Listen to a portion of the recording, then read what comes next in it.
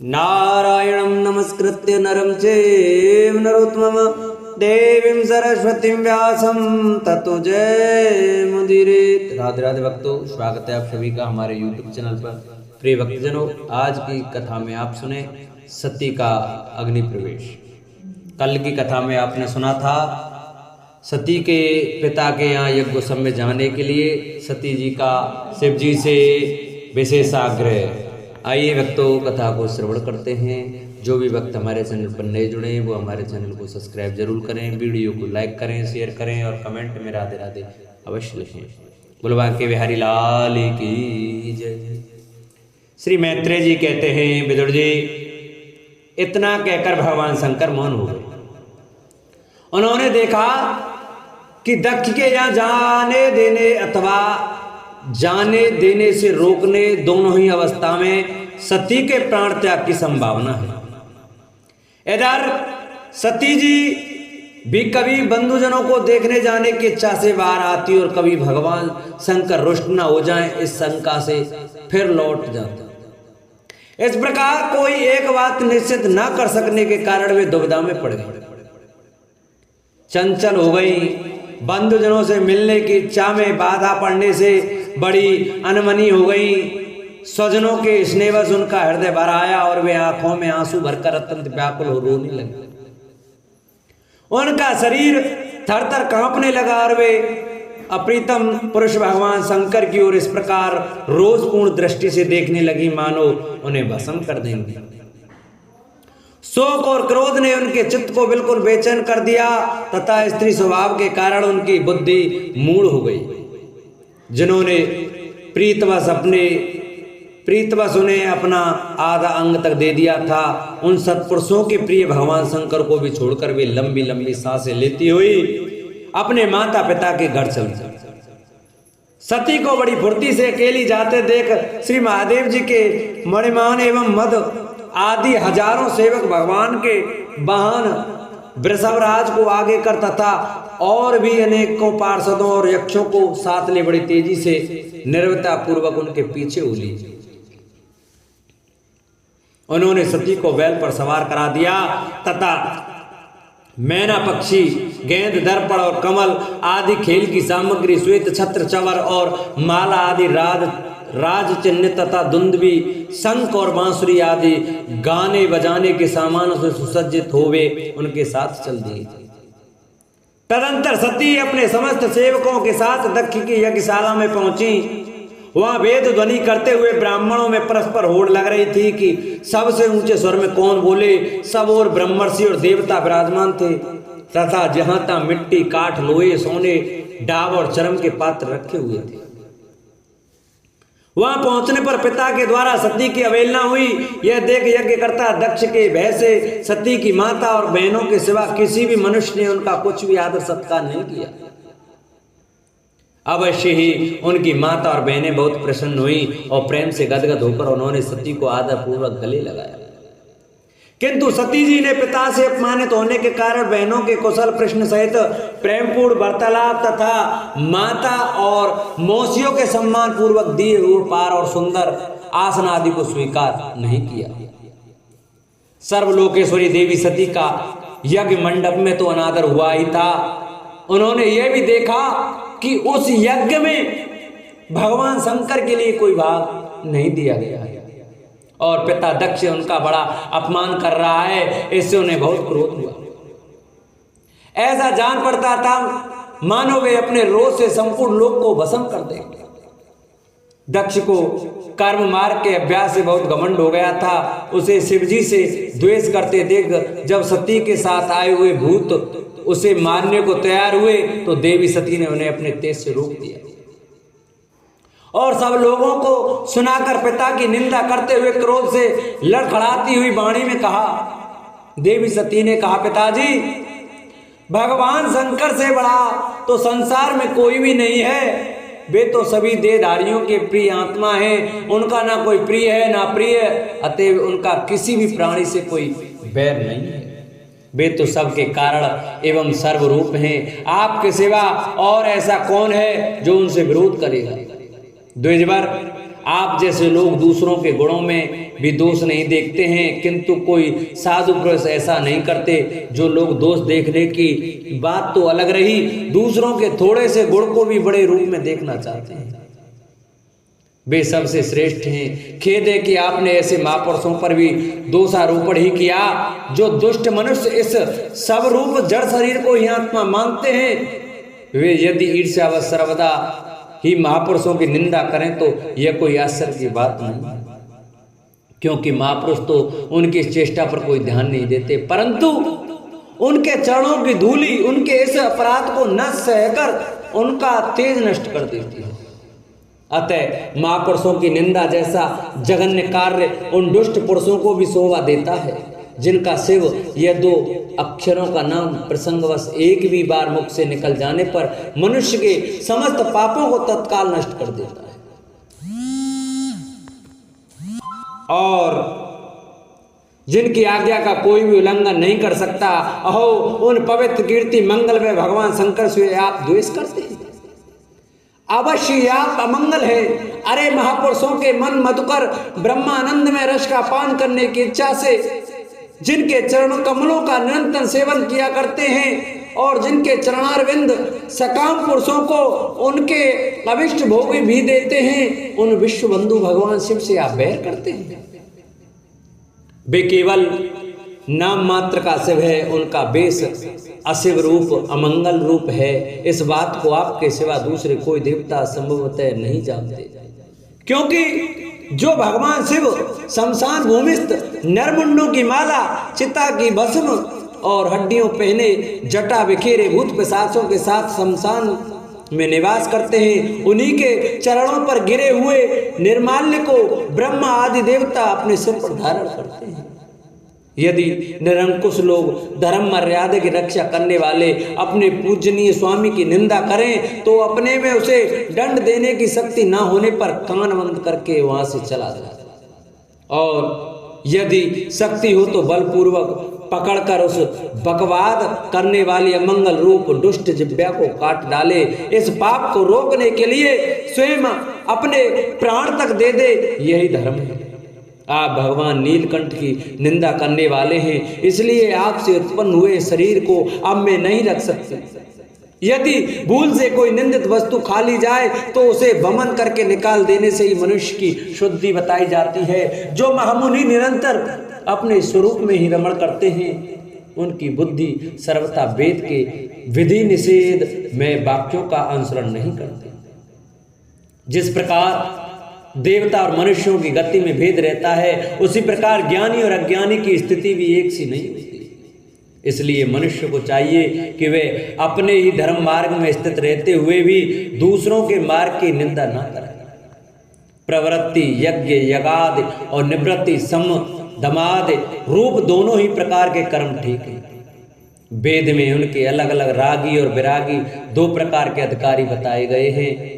परस्पर विरोधी होने के कारण उक्त दोनों प्रकार के कर्मों का एक साथ एक ही पुरुष के द्वारा आचरण नहीं किया जा सकता। भगवान शंकर तो परब्रह्म परमात्मा हैं, उन्हें इन दोनों में से किसी भी प्रकार का कर्म करने की आवश्यकता नहीं है। पिताजी, हमारा ऐश्वर्य व्यक्त है, आत्मज्ञानी महापुरुष ही उसका सेवन कर सकते हैं। आपके पास वह ऐश्वर्य नहीं है और यज्ञशालाओं में यज्ञान से तृप्त होकर प्राण पोषण करने वाले कर्मठ लोग उसकी प्रशंसा भी नहीं करते। आप भगवान शंकर का अपराध करने वाले हैं, अतः आपके शरीर से उत्पन्न इस निंदनीय देह को रखकर मुझे क्या करना है। आप जैसे दुर्जन से संबंध होने के कारण मुझे लज्जा आती है। जो महापुरुषों का अपराध करता है उससे होने वाले जन्म को भी धिक्कार है। जिस समय भगवान शिव आपके साथ मेरा संबंध दिखलाते हुए मुझे हंसी से दक्षिणायनी दक्ष कुमारी के नाम से पुकारेंगे, उस समय हंसी को भूलकर मुझे बड़ी ही लज्जा और खेद होगा। इसलिए उसके पहले ही मैं आपके अंग से उत्पन्न इस समतुल्य शरीर को त्याग दूंगा। श्री मैत्रेय जी कहते हैं, कामादि शत्रुओं को जीतने वाले विदुर जी, उस यज्ञ मंडप में दक्ष से इस प्रकार कह देवी सती मौन होकर उत्तर दिशा में भूमि पर बैठ गए। उन्होंने आचमन करके पीला वस्त्र ओढ़ लिया तथा आंखें मूंदकर शरीर छोड़ने के लिए वे योग मार्ग में स्थित हो गईं। उन्होंने आसन को स्थिर कर प्राणायाम द्वारा प्राण और अपान को एक रूप करके नाभि चक्र में स्थित किया। फिर उदान वायु को नाभि चक्र से ऊपर उठाकर धीरे धीरे बुद्धि के साथ हृदय में स्थापित किया।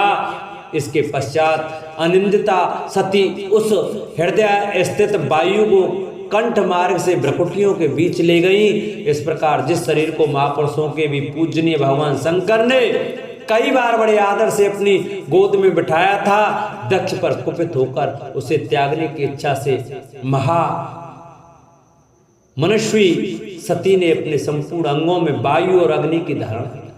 अपने पति जगत गुरु भगवान शंकर के चरण कमल मकरंद का चिंतन करते करते सती ने और सब ध्यान भुला दिया। उन्हें उन चरणों के अतिरिक्त कुछ भी दिखाई न दिया। इससे वे सर्वथा निर्दोष अर्थार्थ में दक्ष कन्या हुए ऐसे अभिमान से भी मुक्त हो गए और उनका शरीर तुरंत ही योगाग्नि से जल उठा। उस समय वहां पर आए हुए देवता आदि ने जब सती का देह त्याग रूपी महान आश्चर्य में चरित्र देखा, तब वे सभी हाहाकार करने लगे और वह भयंकर कोलाहल आकाश में एवं पृथ्वी तल पर सभी जगह फैल गया। सब और यही सुनाई देता था, हाय दक्ष के दुर्व्यवहार से कुपित होकर देवादिदेव महादेव की प्रिया सती ने प्राण त्याग दिया। देखो सारे चराचर जीव इस दक्ष प्रजापति की ही संतान है, फिर भी इसने कैसी भारी दुष्टता की है। इसकी पुत्री शुद्ध हृदया सती सदा ही मान पाने के योग्य थी, किंतु उसने उसका ऐसा निरादर किया कि उसने प्राण त्याग दिया। वास्तव में बड़ा ही असहिष्णु और ब्राह्मण द्रोही है। अब इसकी संसार में बड़ी अपकीर्ति हुई। जब इसकी पुत्री सती इसी के अपराध से प्राण त्यागने को तैयार हुई, तब भी इस शंकर द्रोही ने उसे रोका तक नहीं। जिस समय सब लोग ऐसा कह रहे थे, उसी समय शिव जी के पार्षद सती का यह अद्भुत प्राण त्याग देख अस्त्र शस्त्र लेकर दक्ष को मारने के लिए उठ खड़े हुए। उनके आक्रमण का वेग देखकर भगवान भृगु ने यज्ञ में विघ्न डालने वालों का नाश करने के लिए अपहंतरक्ष इत्यादि मंत्र का उच्चारण करते हुए दक्षिणाग्नि में आहुति दी। अधर्व भृगु ने जो ही आहुति छोड़ी कि यज्ञ कुंड से ऋभु नाम के हजारों तेजस्वी देवता प्रकट हो गए। इन्होंने अपनी तपस्या के प्रभाव से चंद्रलोक प्राप्त किया था। उन ब्रह्म तेज संपन्न देवताओं ने जलती हुई लकड़ियों से आक्रमण किया तो समस्त गुहाक और प्रमथगढ़ दौर भाग खड़े हुए। वीरभद्रकृत दक्ष यज्ञ विध्वंस और दक्ष श्री मैत्रेय जी कहते हैं, महादेव जी ने जब देवर्षि नारद के मुख से सुना कि अपने पिता दक्ष से अपमानित होने के कारण देवी सती ने प्राण त्याग दिए हैं और उसकी यज्ञ वेदी से प्रकट हुए ऋभुओं ने उनके पार्षदों की सेना को मारकर भगा दिया है, तब उन्हें बड़ा ही क्रोध हुआ। उन्होंने उग्र रूप धारण कर क्रोध के मारे होठ चबाते हुए अपनी एक जटा उखाड़ ली जो बिजली और आग की लपट के समान दीप्त हो रही थी, और सहसा खड़े होकर बड़े गंभीर अट्टहास के साथ उसे पृथ्वी पर पटक दिया। उससे तुरंत ही एक बड़ा भारी लंबा चौड़ा पुरुष उत्पन्न हुआ। उसका शरीर इतना विशाल था कि वह स्वर्ग को स्पर्श कर रहा था। उसके 1000 भुजाएं थी, मेघ के समान श्याम वर्ण था, सूर्य के समान जलते हुए 3 नेत्र थे, विकराल डाढ़े थी और अग्नि की ज्वालाओं के समान लाल लाल जटाएं थी। उसके गले में नरमुंडों की माला थी और हाथों में तरह तरह के अस्त्र शस्त्र थे। जब उसने हाथ जोड़कर पूछा, भगवान मैं क्या करूं, तो भगवान भूतनाथ ने कहा, वीरभद्र तू मेरा अंश है, इसलिए मेरे पार्षद का अधिनायक बनकर तू तुरंत ही जा और दक्ष तथा उसके यज्ञ को नष्ट कर दे। प्यारे विदुर जी, जब देवादिदेव भगवान शंकर ने क्रोध में भरकर ऐसी आज्ञा दी, तो वीरभद्र उनकी परिक्रमा करके चलने को तैयार हुए। उस समय उन्हें ऐसा मालूम होने लगा कि मेरे वेग का सामना करने वाला संसार में कोई नहीं है और वे बड़े से बड़े वीर का भी वेग सहन कर सकता हूं। वे भयंकर सिंहनाद करते हुए एक अति कराल त्रिशूल हाथ में लेकर दक्ष के यज्ञ मंडप की ओर दौड़े। उनका त्रिशूल संसार संहारक मृत्यु का ही संहार करने में समर्थ था। भगवान रुद्र के और भी बहुत से सेवक गर्जना करते हुए उनके पीछे हो लिए। उस समय वीरभद्र के पैरों के नुपुरादि आभूषण झनन झनन बजते जाते थे। इधर यज्ञशाला में बैठे हुए ऋत्विज यजमान सदस्य तथा अन्य ब्राह्मण और ब्राह्मणियों ने जब उत्तर दिशा की ओर धूल उड़ती देखी तब वे सोचने लगे, अरे अंधेरा सा कैसे होता आ रहा है, यह धूल कहाँ से छा रही है। इस समय ना तो आंधी ही चल रही है और न कहीं लुटेरे ही सुने जाते हैं, क्योंकि अपराधियों को कठोर दंड देने वाला राजा प्राचीन वर ही अभी जीवित है। अभी गौ के आने का समय भी नहीं हुआ है, फिर यह धूल कहां से आई।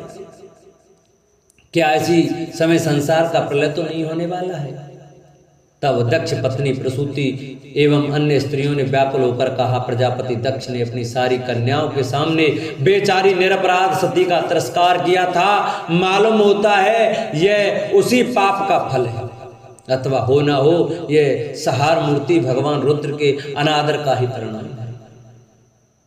प्रलय काल उपस्थित होने पर जिस समय वे अपने जटाजूट को बिखेर कर तथा शास्त्रार्थों से सुसज्जित अपनी भुजाओं को ध्वजाओं के समान फैलाकर तांडव नृत्य करते हैं, उस समय उनके त्रिशूल के फलों से दिग्गज विंध जाते हैं तथा उनके मेघ गर्जन के समान भयंकर अट्टा से दिशाएं विदीर्ण हो जाती हैं। उस समय उनका तेज ऐसा होता है वे अपनी भौएं टेढ़ी करने के कारण बड़े दुर्धर्ष जान पड़ते हैं और उनकी विकराल डालों से तारागण अस्त व्यस्त हो जाते हैं। उन क्रोध में भरे हुए भगवान शंकर को बार बार कुपित करने वाला पुरुष साक्षात विधाता ही ना क्यों ना हो, क्या कभी उसका कल्याण हो सकता है। जो लोग मां दक्ष के यज्ञ में बैठे थे वे भय के कारण एक दूसरे की ओर कातर दृष्टि से निहारते हुए ऐसे ही तरह तरह की बातें कर रहे थे कि वे इतने में ही आकाश और पृथ्वी में सब ओर सहस्त्रों भयंकर उत्पात होंगे। विदुर जी, इसी समय दौड़कर आए हुए रुद्र सेवकों ने उस महान यज्ञ मंडप को सब ओर से घेर लिया। वे सब तरह तरह के अस्त्र शस्त्र लिए हुए थे। उनमें कोई बौने, कोई भूरे रंग के, कोई पीले, कोई मगर के समान पेट और मुख वाले थे। उनमें से किन्हीं के प्रांगवश यज्ञशाला के पूर्व और पश्चिम के खम्भों के बीच में आड़े रखे हुए डंडे को तोड़ डाला। किन्हीं ने यज्ञशाला के पश्चिम की ओर स्थित पत्नीशाला को नष्ट कर दिया। किन्हीं ने यज्ञशाला के सामने का सभा मंडप और मंडप के आगे उत्तर की ओर स्थित अग्निध्रशाला को तोड़ दिया। किन्हीं ने यजमान गृह और पाकशाला को तहस नहस कर डाला। किन्हीं ने यज्ञ के पात्र फोड़ दिए। किन्हीं ने अग्नियों को बुझा दिया। किन्हीं ने यज्ञ कुंडों में पेशाब कर दिया और किन्हीं ने वेदी की सीमा के सूत्रों को तोड़ डाला। कोई कोई मनुष्यों को, मुनियों को तंग करने लगे, कोई स्त्रियों को डराने धमकाने लगे और किन्हीं ने अपने पास होकर भागते हुए देवताओं को पकड़ लिया। मणिमान ने भृगु ऋषि को बांध लिया। वीरभद्र ने प्रजापति दक्ष को कैद कर लिया तथा चंडीस ने पूषा को और नंदीश्वर ने भग देवता को पकड़ लिया। भगवान शंकर के पार्षदों की यह भयंकर लीला देखकर तथा उनके कंकड़ पत्थरों की मार से बहुत तंग आकर वहां जितने ऋत्विज सदस्य और देवता लोग थे सब के सब जहां तहां भाग गए। भृगु जी हाथ में श्रुवा लिए हवन कर रहे थे। वीरभद्र ने उनकी दाढ़ी मूछ नोच ली, क्योंकि इन्होंने प्रजापतियों की सभा में मूछें ऐंठते हुए महादेव जी का उपास किया था। उन्होंने क्रोध में भरकर भग देवता को पृथ्वी पर पटक दिया और उनकी आंखें निकाल ली, क्योंकि जब दक्ष देव सभा में श्री महादेव जी को बुरा भला कहते हुए साफ दे रहे थे उस समय इन्होंने दक्ष को सैन देकर उकसाया था। इसके पश्चात जैसे अनिरुद्ध के विवाह के समय बलराम जी ने कलिंग राज को दांत उखाड़े थे उसी प्रकार उन्होंने पूषा के दांत तोड़ दिए, क्योंकि जब दक्ष ने महादेव जी को गालियां दी थी उस समय ये दांत दिखाकर हंसे थे।